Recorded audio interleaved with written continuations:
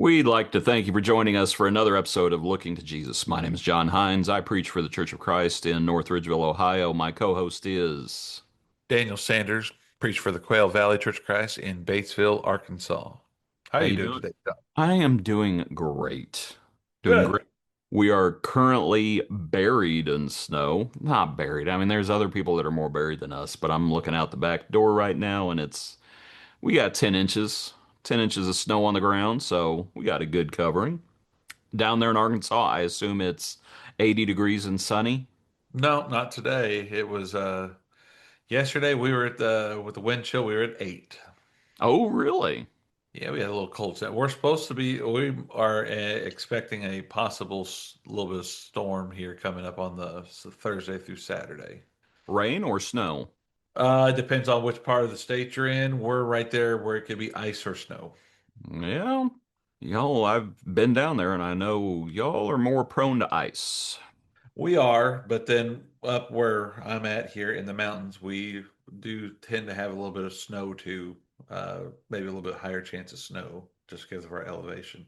Gotcha. Well, we talked before, I think off air, just because I've been to Batesville before, that road coming into town, where what is it, the Mark Martin billboard that I always reference. I do not envy going down that road or up that road in snow or ice. Nope. So we'll see how it goes. Actually, I'm supposed to go up that on this coming week, Nice. possibly. Nice. All right, Daniel. Well, good to see you. What are we talking about today? Today, we're going to talk about clickness, or Clickishness. clickishness, however you want to describe it, isolating ourselves into different groups and talk about that within the church and the effects that it has. You It's know, just in thinking about it, it's like clicks, they manifest themselves in different ways. Um, Sometimes clicks develop because of age, and where it's, you have older people who form cliques, older people who don't associate with younger people and younger people who don't associate with older people and middle-aged people.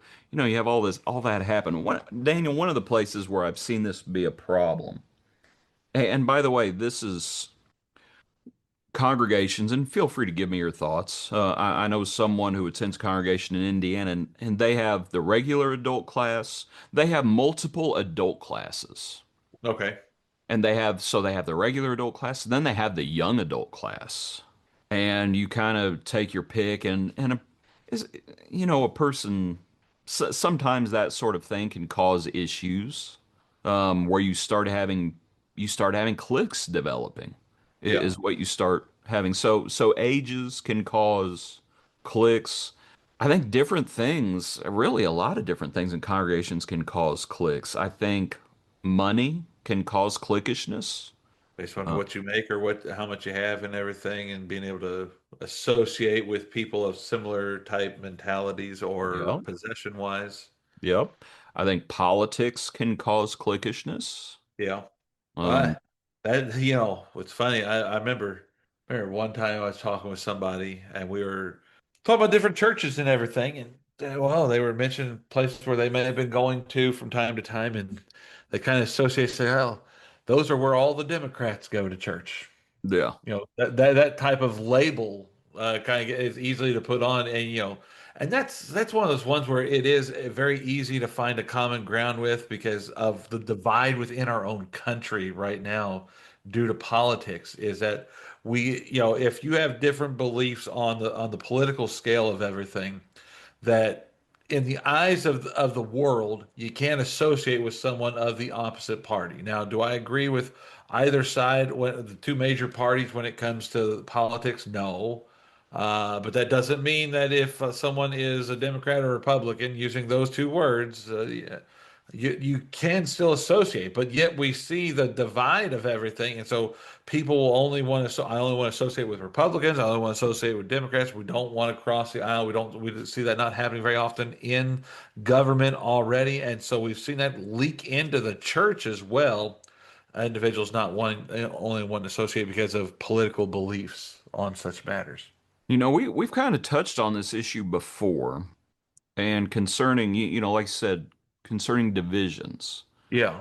And that really is what cliquishness is about. It's about dividing the body up into subgroups. Right. We touched on this before when we talked about the one cup controversy, Yeah. because the one cuppers very typically do not have Bible classes. And the reason they do not have Bible classes, at least some of them, not all of them perhaps, but at least some of them, they take the view that Bible classes divide up the congregation. And so in an effort to keep unity, they do not do that. They do not like the idea of dividing the church up into subgroups.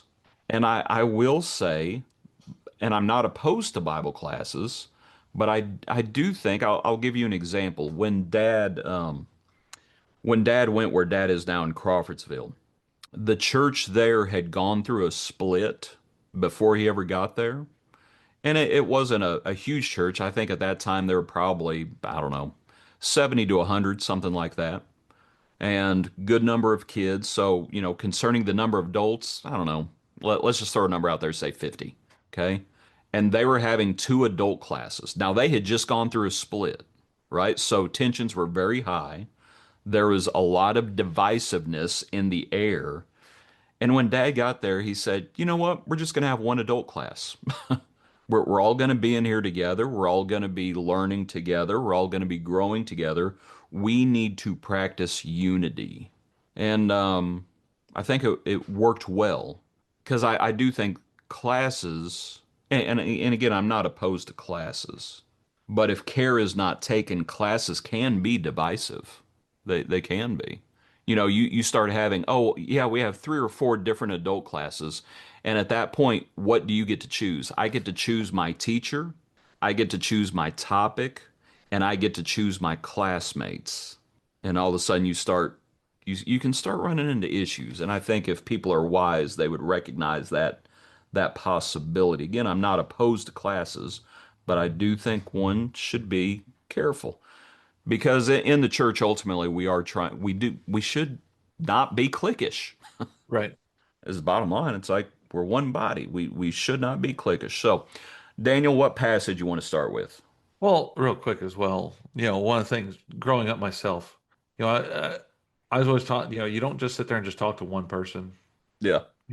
There are times where I might talk to one person a little bit more than others, but what I was taught, being able to go talk to other people, not just talk to someone based upon my own age, based upon my own, background or economics or political, whatever it may be. You go and talk to different people, and it does help create a little bit more intimacy within the church, a more personalness with everything, and not you don't get this feeling of avoidance of things. I mean, we're at a congregation where you walk in and the comment to me was a place where I was preaching at before was you go in there and you just couldn't see anybody and you really didn't feel comfortable wanting to talk to people Yeah. unless you knew them or anything, and that's not the way it's supposed to be when it comes to church, when it comes to the Lord's people. There's supposed to be a sense of openness, a sense of, like you said, a sense of unity. Like you were talking Yeah. about the situation with your dad there in Crawfordsville, that we're trying to incorporate unity, and that begins being able to work with one another and not rejecting one another and not just kind of just, well, I'm only going to talk to one person or talk to only these people because of this situation or this economic class, personal class, or whatever it may be that associates best with me. Yeah. And so, the divisiveness begins right there in avoiding such matters. And, because it sprouts out into other areas where it begins to infiltrate and affect other means and methods of us being able to talk to one another or to talk to people who are visiting, whatever it might be. Yep. Yep. All right. What passage you want to go to, Dan? You want to start in Matthew 5? Sure. All right. Let's go to Matthew 5. So we're within the Sermon on the Mount, correct? Yeah. So we're within the Sermon on the Mount, and the Lord is going to talk about loving our enemies. So he's not even talking about our brethren, really. He's talking about loving our enemies. You want to read it, or you want me to read it? I can read today a little bit. I didn't read much last week. Matthew chapter 5, verse 43, beginning there, look down to verse 48 with me. It says, "You have heard that it was said, 'You shall love your neighbor and hate your enemy.' But I say to you, love your enemies, bless those who curse you, do good to those who hate you, and pray for those who spitefully use you and persecute you, that you may be sons of your Father in heaven. For he makes his sun rise on the evil and on the good, and sends rain on the just and on the unjust. For if you love those who love you, what reward have you? Do not even the tax collectors do the same? And if you greet your brethren only, what do you do more than the others? Do not even the tax collectors do so? Therefore, you shall be perfect just as your Father in heaven is perfect. And, when you begin reading some of this, John, you begin pointing out, like you said, first of all, is that we're not even talking about our neighbors on this, or people that we are in contact with, or people that we are personal with. He Yeah. begins talking about the enemies. He said, you've heard this is how people were taught. You loved your neighbors, you hate your enemies. But Yeah. Jesus goes on, the lesson behind all this is love your enemies. Those that are rude to you, those that are hating you, those who use you, those who abuse you, those who persecute you, you love them. And that's a difficult task. But Jesus is trying to point out the love that we are to have for one another. It doesn't begin with, it begins with our neighbor, but really is it the core importance is being able to love those who don't love you back. And that's where he begins talking about some other things here. He talks about, God, he blesses all people. Those that are good, those that are evil, he's going to provide the sunshine for them. He's going to provide the rain for them. They're going to be able to have the same blessings and opportunities as your as enemies or your neighbors. And so if you're going to be just loving your neighbors, that's where Jesus gives this eye-opening statement of you're no better than tax collectors. And they've got their own personal view of tax collectors already, that they are scum, they are evil, they're vile, they're below my shoe in thoughts of what tax collectors are. And he says, if you love those who only love you, you're just like tax collectors. If you greet those who only greet you, you're just like tax collectors. That's what we see when we talk about clickishness, is that a lot of times these cliques are formed because they're only going to talk to people that have similar things, or people that will talk back to them, or in some cases they'll just kind of just be the attaboy. They're not going to try to create any type of resistance or opposition. They may not disagree with you. That's where we see some of this cliquishness really gets formed, really gets bonded together, is that we're only going to greet those who are very similar to us, and they're not going to give us problems or be in opposition or a thorn in the flesh, so to speak. There are times where we have to be difficult. There's times where we might disagree with one another, but that helps build character as well. That helps us get us to realize we may not always be right. Cliquishness doesn't really always go in that route. And so we're going to just associate with just other like-minded people, and just like, when I say like-minded in this way, I mean just as agreeable in these things. And if we're just going to just greet those who greet us, there may be people that may not say hi to us. There may be people that may not talk to us all the time. If we look down at, if we disassociate with them within the church, we're just being like tax collectors. We're no better than these vile people that we're thinking are vile. You know, here as he talks about tax collectors, when Jesus came on the scene, and really before Jesus, when John the Baptist came on the scene, Judaism was fractured into cliques. It's like Yeah. you had the Pharisee clique, you had the Sadducee clique, you had the Zealot clique. They were political. You had the tax collector clique. When you say the zealot clique, would you put the Herodians in that, or was that another clique as well? Probably a different one, but still politically minded. Okay. There was politics behind it, Okay. just a Well, different party of politics. so You so know, there you go. There you go. You have another one. the Zealots were so anti-Roman.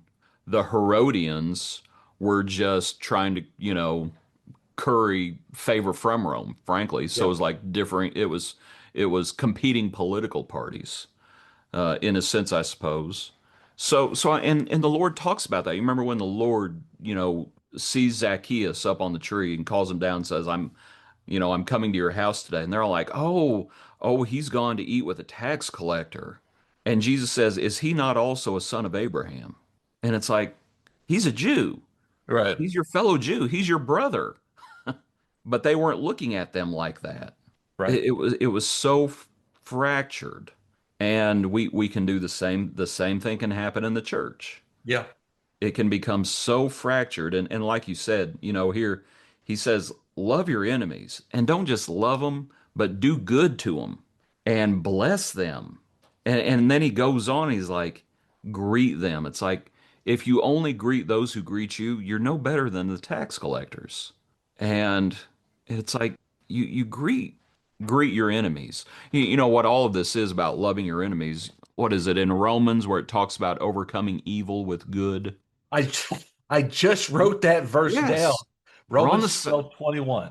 we're on the same Yeah, page. I was just Yes. writing an arrow next to my notes on Matthew 5 to point out Romans 12:21. Yeah.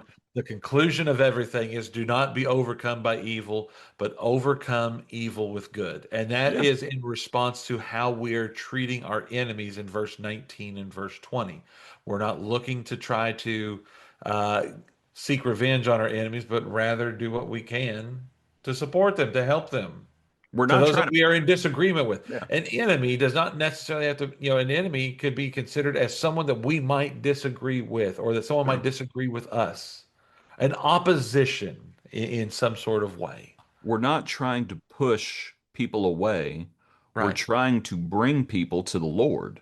And so this is how we when he says, "What reward have you?" What reward are we looking for? We're trying to encourage people to follow the Lord. As we follow the Lord, we don't want people to remain enemies. Right. We're not in the enemy making business. It's like Jesus, I did not come to condemn, I came to save. That's what we're trying to do. We're trying to overcome evil with good.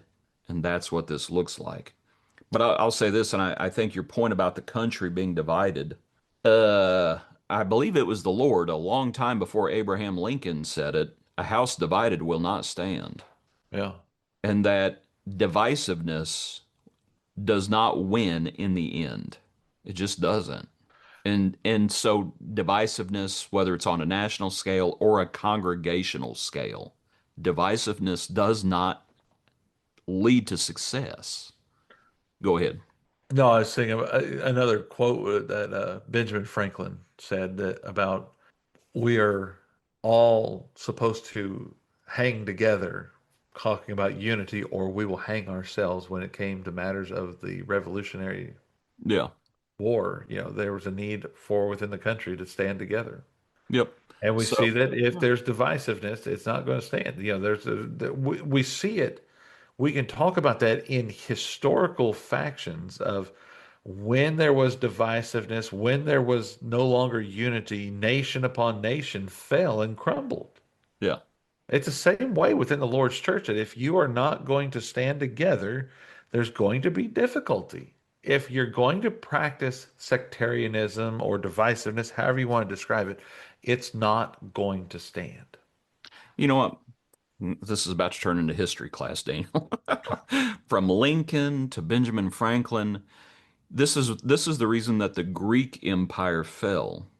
The Greek Empire that happened during the time of silence between the Old and the New Testament, at its heyday was Alexander the Great and had a vast empire to the point that what was written was, and Alexander wept for there were no more worlds to conquer.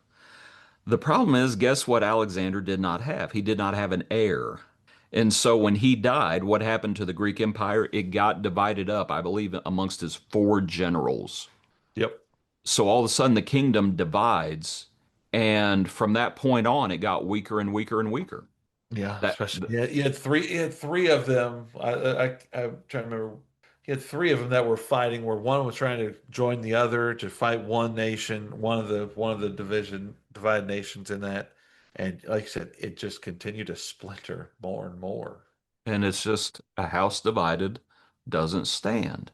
Yeah, Whether we're speaking nationally, whether we're speaking congregationally, maybe even if we're speaking familially, yeah. within families. Anyway, that's a whole different rabbit hole to go down. But here, and it's like this is what we need to do. Love your enemies. This is how you overcome a divisive attitude, if you will. Okay? What passage you want to go to next? I'm I think thinking first. I'm thinking First Corinthians 1 that myself. that's what I was thinking next. All right, let's go over to First Corinthians 1 because in Corinth, you want to talk about a divisive mindset? They had it. They had it so badly that Paul has to address it right out of the gate. Yeah. So First Corinthians 1, I'll read this one. First Corinthians Okay. 1 verse 10, he says, "Now I plead with you, brethren, by the name of our Lord Jesus Christ, that you all speak the same thing, and that there be no divisions among you, but that you be perfectly joined together in the same mind and in the same judgment. For it has been declared to me concerning you, my brethren, by those of Chloe's household, that there are contentions among you. Now I say this, that each of you says, I am of Paul, or I am of Apollos, or I am of Cephas, or I am of Christ. Is Christ divided? Was Paul crucified for you, or were you baptized in the name of Paul? Goes on to talk more about it, but it's like, man, they had a divisive attitude. And Definitely did. that's what was happening in Corinth. That they were full on into cliquishness. Yeah, and it was, and we see some of it right there of who taught you. That's where some of the cliquishness gets introduced right Yeah. here.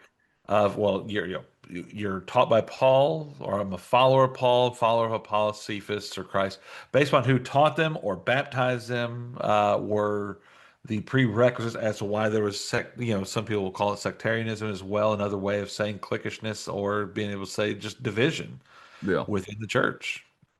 And Paul, as he's getting right into it, he's telling you the way we need to be speaking the same thing. We need to be thinking in the same manner. We need to be focused on the same manner. And that's not happening right now. That you are not joined together. You are dividing yourself up and thinking that some of you may be better. And that's where we see some of this arrogance kind of gets in, this idea of thinking that I am better than you. And they were doing that here Yeah. based upon who was the one that helped them understand the gospel.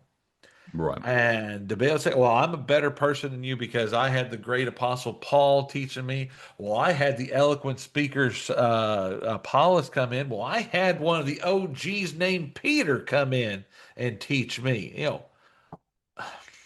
There was division. And Paul, I find it interesting. I know you stopped there at verse 13. Verse 14, he says, I thank God that I baptized none of you except Crispus and Gaius. Paul, he's kind of getting into it right there. I'm happy. Some people say, well, did Paul teach that you don't need to be baptized? No, that's not what he's teaching.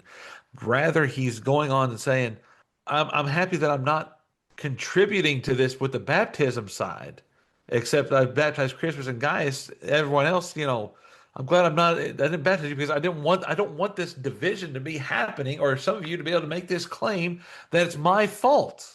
I'm studying in Romans on Bible class. We were talking about some of this yesterday in chapter 9 of Romans. Paul, he's weeping, he's grieving for Israel. He says, I wish I could, if it meant that you all would be saved, I'd consider myself a curse. Some very similar words that Paul's offering here. He said, you know, I'm I'm thankful that I'm not trying to stir up the division on the baptism side of everything. But that's what was going on. That's what this division was happening here in First Corinthians chapter 1. That's a Yeah. prelude to everything.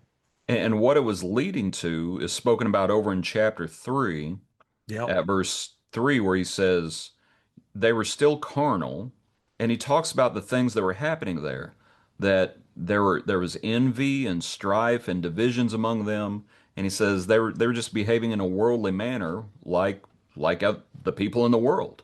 And so it's like one of the things that comes from cliquishness, and I don't know if it leads to cliquishness or if cliquishness facilitates more of it. We were talking before we started recording, about gossip and slander. Yeah. It And leads into you start talking about people who are in the other clique or who are outside of your clique is what happens. You start gossiping, you start slandering about them, and you start going down that road, and it's hatefulness, it's animosity. There starts being an increase in animosity between the sides, right? yeah. You're dealing with in the clique and out of the clique. And it's like our clique is better. Our team is better. Our team that is doing this, our team that is following this, and some of the things that comes from it, they're in Corinth. What was happening? And I'll say this, Daniel, I'm sure you know this. In chapter 4, Paul says These things I figuratively transferred to myself and Apollos. That's Yeah. verse 6. The issue was because Paul was not in Corinth anymore. Apollos was not in Corinth. People aren't sure Peter ever was in Corinth. But there are people who are teaching false doctrine in Corinth. And Paul is giving them a chance to change and repent because you have people there that are even teaching there is no resurrection of the dead. And it's like there's some serious false doctrine, and that's my point. You had different teachers and you had different doctrines. And people say, "Oh well, that doesn't happen in the church today." How many times have you heard in your life? It's like, "Oh, well, that's not what that's not what Brother Wilson preached when he was here. That's not what just because some of the preachers down through the years, here going backwards, the preachers were Stephen Wallace, your dad, Terry Sanders. Before him was, oh, my mind just went blank. Fill it in for Bobby, me. Bobby Blackburn, Bobby Blackburn. Before him was somebody else, Jason Jason Harden. Harden. Well, that's not what Bobby taught. Well, that's not what Terry taught. Well, that's not what does the Bible teach? That's what matters. We can have the same mindset where people just follow John or Daniel. It's like I don't want you to follow me per se. Imitate me as I imitate Christ. You're supposed to be a Christian, Yeah. not a follower of John, not a follower of a Christian. And so different teachers were leading to different doctrines. And whew, they were getting some real animosity. They were getting so much animosity in Corinth when you come up to chapter 12, in the discussion about the gifts, and you had different people having these different gifts. And they were starting to say concerning their brethren, we don't need you. Yeah. And it's like, wow, Yeah. wow, really? And so when he says, it's like, the Lord is doing this the way he's doing it, and you better realize you do need them. You need those parts you think that are weaker. You need them. You need to rely on one another because you're a body. You're a body and you're supposed to be working together. So, Daniel, I almost just started thinking about First Corinthians and all the problems that come from animosity. So back up to chapter 5 for me, will you? Sure thing. So chapter 5, what is it about? It's about sexual immorality in the church, and it's how a man had a man has his father's wife. Read verse 1 for me, will you? It's actually reported that there's sexual immorality among you, and such sexual immorality as is not even named among the Gentiles, that a man has his father's wife. So this is so horrible. He says it is so bad. It's not even named among the Gentiles. There are different reasons, none of them good. It's like, why would that be tolerated in a church? Well, one reason might be, and again, it's not good, but the whole, shall we continue to sin that grace may abound? It's like God is so graceful, we're just going to overlook sin. But another part of that may be the question is if cliques have developed, which they have in Corinth, what happens when sin pops up in your clique? And it's like, oh no, they're one of our no, that's one of our clique. That's he's on our team, Yeah. right? He's on our team. Do you remember in the Old Testament, there at the end of Judges, it occurs to me just as I described that, the Levite's concubine account. You know what I'm talking about, Daniel? Right, a Levite had a certain concubine. They stop at a certain place, and I can't remember the name of the city. But anyway, the concubine ends up being killed. Uh, that's putting everything delicately. So the Levite, and if people aren't familiar with the account, gets pretty gory. The Levite sends pieces of that concubine throughout Israel and gathers them together. And all Israel comes together to Benjamin because this city is located in Benjamin. And they say, you need to turn over those perverted persons. And Benjamin says, we're not doing it. And civil war breaks out. All because Benjamin would not turn over the sinners, the wicked men that were within their tribe. And that's my point, Daniel. Even in the Old Testament, that whole tribal system, if they weren't careful, that led to cliquishness because that's an example of that. Benjamin would not turn over the sinners even though they knew they were wicked because they're one of ours. They're one Yeah. of us. We're not turning them over. In Corinth, if that clickishness may have been facilitating the overlooking of that sin in chapter 5. It's like he's one of ours. We're not turning him loose. And it's like, yeah, you are. You better turn him loose. And so the reason I bring all that up, Daniel, is if cliques develop, one of the issues is how do we handle it when sin raises its head up, right? Right. It's like all of a sudden when there's wickedness on your team, it's like, are you going to deal with it? And pretty often they don't deal with it. Pretty often they won't because then that might make their click weaker Yep. in sort of Yep. way. So they would try to just strengthen it by overlooking and Yep. not acknowledging sin or addressing it. Yep. Yep. Yep. And by the way, so when Paul talks to them about addressing that sin in chapter 5, can you read verse 4 for me? Chapter 5, verse 4. It says, in the name of our Lord Jesus Christ, when you are gathered together along with my spirit, with the power of the Lord Jesus, deliver such a one to Satan for the destruction of the flesh, that his spirit may be saved in the day of the Lord Jesus.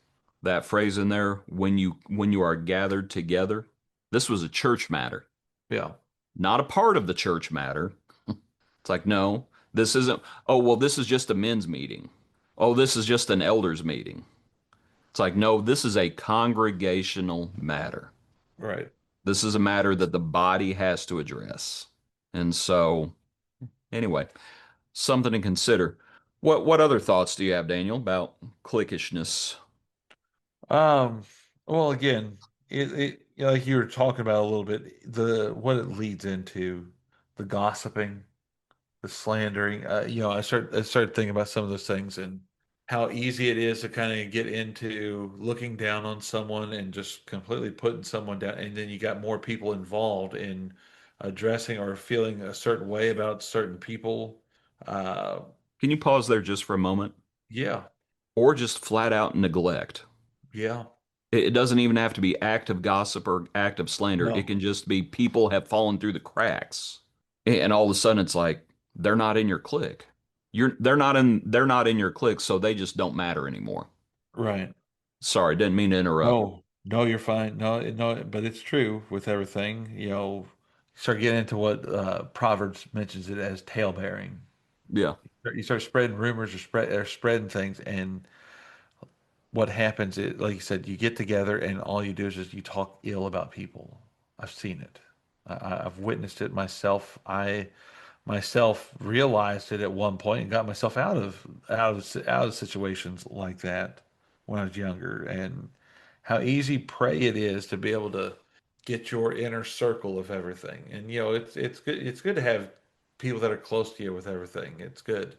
But sometimes we allow that closeness to kind of overtake and we start thinking that we have this better mentality, better than other mentality. And so we start spreading gossip. We start speaking. Well, we start talking about other people's life or whatever's going on, and it never ends well. Once the light gets exposed to it, it never ends well. Not only in the cliquish groups, but in relationships. You were mentioning some other things earlier, and it got me thinking. You know, what happens within church, and I mean I've seen it. You and I are aware of certain things with churches. What about the stuff that's going on where people have, a whole congregation is now meeting in different sections, like instead of worshiping, we've probably talked, I know we've talked about this before, but worshiping and having our own little house Pods. pods. Pods. There we go. Yeah. Having those pods. Is it not the same thing of what we're doing in division or cliquishness? I want to go to this pod because, well, they've got this person that we're going to this house. And then, I hear people talk about, well, then they've got better food. Yeah. You know, Yeah. are we not dividing the church in a way in doing such things? I mean, can I go to can I if you and I were going to church together, could you and I have dinner together with our families? Yeah. But what we've seen, what I'm getting at is that we've made it a work of the church in making these pods in these ways of getting together at someone's house. And supposedly everybody's going to these different pods at the same time and being able to have do different projects or do something for the church? Why can't we do it as a whole? Yeah. If there was such a concern, which is like, why aren't we doing it as a whole? It's one of those things. It sounds very wise It from sounds the wise and world's organized. perspective. It's like, hey, this is how businesses run. This is how the church needs to run. It's like, that's not how this works. Yeah. And care people should be very careful because the devil just tries to twist things. I mean that we make that point all the time. Right. And the devil's like, oh, what's the big deal? The work is still getting done, whether it's pod A, B, C, or D. What's the big deal? Well, the big deal might be how does pod A feel about pod B? Yeah. People are going to start hopping pods. It's like, I don't like to be on team A. I like team C. And all the young cool people are in team C. And Yeah. I want to be young and cool. And people should be real careful. And those attitudes can definitely pop up. Yeah. What other passages would you like to look at, Daniel? I got another one, just a quick one Yeah. in Titus Yeah. chapter 3 at verse 10.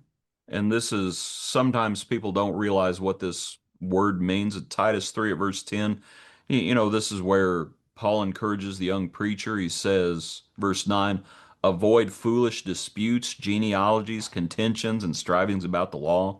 They're unprofitable and useless. Reject a divisive man after the first and second admonition, knowing that such a person is warped and sinning, being self-condemned. That word divisive, that's the one in the King James, it's the word heretic, and it really just means a divisive man, a person who I can't remember how Strong's puts it, like a schismatic or something like that. And he is causing divisions within the church. It is partyism, is what it is. And the warning is given. He says, you reject someone like this. You reject someone who's divisive. And so, they've been warned. And so after the first and second admonition, you need to reject them because they're trying to divide the church. Yeah. And like I said, that division, the wolves very rarely look like wolves. Right. They come in sheep's clothing, and they very rarely raise their hand and say, "Oh, I'm divisive." No, and the devil doesn't look like that. And the devil doesn't talk like that. What the devil says is, you know, Paul is a Christian and Apollos is a Christian and Peter's a Christian, so it's okay to just divide the church along those lines. And it's like, no, no, no, you follow the Lord. Right. But the devil tries to do that because the devil tries to weaken the church. And it can just be an easy trap to fall into, I think. And anyway, I don't know. It's just something to think about that when clickishness pops up, I think sometimes we start having trouble functioning as a body. Yeah. For example, if elders don't communicate to the church, if elders don't communicate to the church and they just start lording it over the flock, or there's just no communication, and it's like they become their own clique. And it's, if the congregation does not feel comfortable coming to the elders, and the elders don't work with the congregation, you're dealing with cliquishness again. Yeah. And it's like that's not how it should be. And so cliquishness can appear, you know, different ways. As preachers, I'll say this, Daniel does the preacher and the preacher's family get treated differently than others? Yes. And all of a sudden a clique has developed, right? And it's like they are their own clique, the preacher and his family. They are their own clique, and so I don't feel comfortable coming to church or talking to them because if I talk to Daniel, the next thing you know, it's in Daniel's sermon on Sunday. Yeah. And so the preacher and his family are, what's the word I'm looking for? Excluded. That's the word. There we They go. are excluded. And it's like, oh, that's cliquish. That is a cliquish word. exclusive. I really, the Lord in his teaching, lo and behold, he knew what he was talking about when he says, if you only greet your brethren, how are you any different than others? All through Paul's letters, as the Holy Spirit was revealing, and it says, greet one another with a holy kiss. And it's like, if you'll just talk to people at church, in the local assembly, you're probably the same way. I try to make it a point of talking to everybody. And it's like, just talk to them, just greet them. Say, hello, it's good to see you. How are you doing? Right. Just talk to them. But That takes time. some people, I'll tell you, Daniel, and see, your building, I've been in your building, your building, as though it's yours. I've been in the building in Batesville before. You all only have, I mean, I'm sure there's fire doors, but everybody primarily goes out of one entrance and exit, right? Yep. Just kind of there in the middle of the building, right? Right. Okay. Um, Here we have two entrances off the front of the building. And so Johnny cannot be at both doors. And so if you want to avoid Johnny, what do? You Go out go one out the step other closer. door. And I will say this, sometimes, brethren, sometimes just simple things like the aisle, just the aisle in the auditorium. Sometimes that aisle becomes an aisle of division. And it's like, this is my side of the church. That's their side of the church. This is my entrance. This is their entrance. And anyway, it can happen. It can happen, and it does happen all the time, really. Absolutely. And brethren, we need to, it's like, you love one another. You love those who are stronger, you love those who are weaker. You love the 5 talent man, you love the 1 talent man. Exactly. Exactly. You love you love those who you may be closest to, you love your enemies. You know, it, it is not necessarily, oh, Daniel, a subgroup is not necessarily wrong. It is not inherently wrong. Yeah. For example, when Jesus goes to the garden after Judas departs, you with me? Jesus Hmm. goes to the garden. He's with 11 apostles, correct? Yeah. He pulls off 3 of them. And who are the 3? Peter, James, and John. John. Yeah. He says, stay here, watch and pray while I go over here. So that means at that point, there's 8 apostles amongst themselves. And then there's the 3 to themselves. And then there's Jesus by himself. Was Jesus wrong for taking Peter, James, and John away from the 11? No, obviously not. So smaller groups are not inherently wrong. Yeah. They're not inherently wrong. But we better be careful. We better be careful. Yeah. Well, I mean, Proverbs reminds us that there's a friend that sticks closer than a brother. There are people that we may be closer to. Yeah. I mean, that's a given. That is a given thing that our relationship with people are going to be different. There may be some people that we may be drawn closer to, but we cannot just sit there and like what you're kind of describing. We can't isolate ourselves from it because when we isolate ourselves with those people only all the time, that's where some of the problem begins to Yeah. come into play. Here, Jesus, as you're mentioning here, Jesus had grabbed Peter, James, and John. They are with him on the Mount of Transfiguration too. Those are the same 3 individuals that were with Yep. Jesus when he was there transfigured on the Mount. Jesus had some people that were closer, but he did not just ISO himself from being with Right. just those individuals. He was with his apostles. There were some that he might have given different things to. It's like what you were just mentioning a little bit ago in 1 Corinthians chapter 12. There are people that have certain abilities. Not everyone has the same abilities. But what happens is when we start getting that sectarianism, when we start getting that division or that seclusion or the cliquishness, then we start looking at things of we don't need you. And that's not what Jesus was doing here in grabbing these 3. He Right. was saying, well, we don't need the rest of you. He, in fact, what does he do later on in Mark chapter 16? He speaks to all of them and says, go preach the gospel. I need you all to go out and preach the gospel to every creature and preach, believe in, teach them to believe and be baptized for the remission of Yep. sins. And so there is this idea, there's some things where you might be able to give some different tasks to, but the inclusion of everything. We can't just separate or be exclusive. The That body's got to work together. yes. And so, anyway, Daniel, that's everything I got. You got anything Good. else? No, I'm good too. Okay. All right. Appreciate the study. Appreciate everyone tuning in, joining in, and studying along with us. Again, if anyone has any suggestions or requests for things that you would like for us to study to see what God's Word says about any issue, feel free to let us know or put it in the comments. Everyone knows how to do that. But appreciate you tuning in. Join us next week for another episode of Looking to Jesus.